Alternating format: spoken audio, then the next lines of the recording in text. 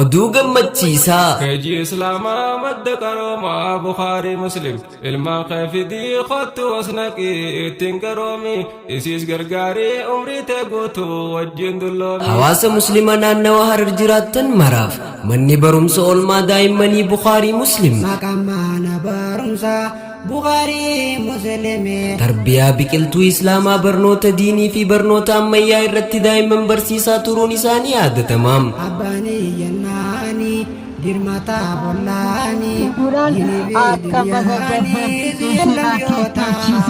manni barumsa oolmaa daa'immanii Bukhaarii Muslim daa'imman bifa ammayyaa waan qaruuf kan onnate yommuu ta'u daa'imman Bukhaarii Muslim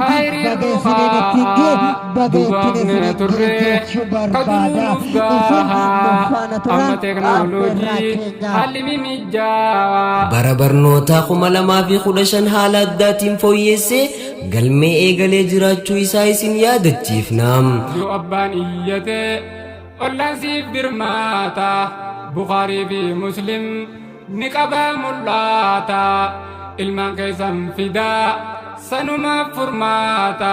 Hagayya 23 haga fulbana takka daa'imman keessan fiddanii galmeessuu ni dandeeysan. Ati saaya kuttume andugaadhaan siimime shakkinaan kollaalime masgabbiin jalqabame jira hojiin eegalame.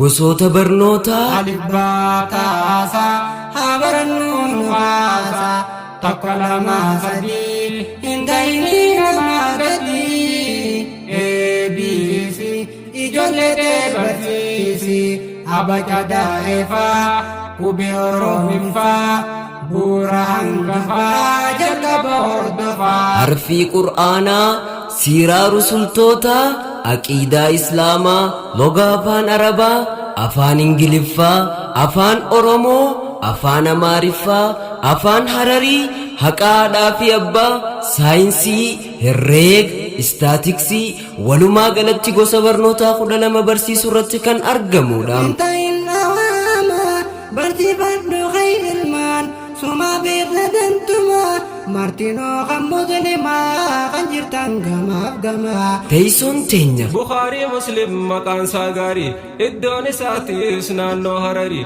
aanaan Soofiidhaa beeti Dakkarii. teessoon teenya Harar aanaa Soofii Dakkar qaruuraa taappellaa Bukhaarii Muslim hordoftanii nu argachuu ni dandeessan. daa'imman Bukhaarii Muslim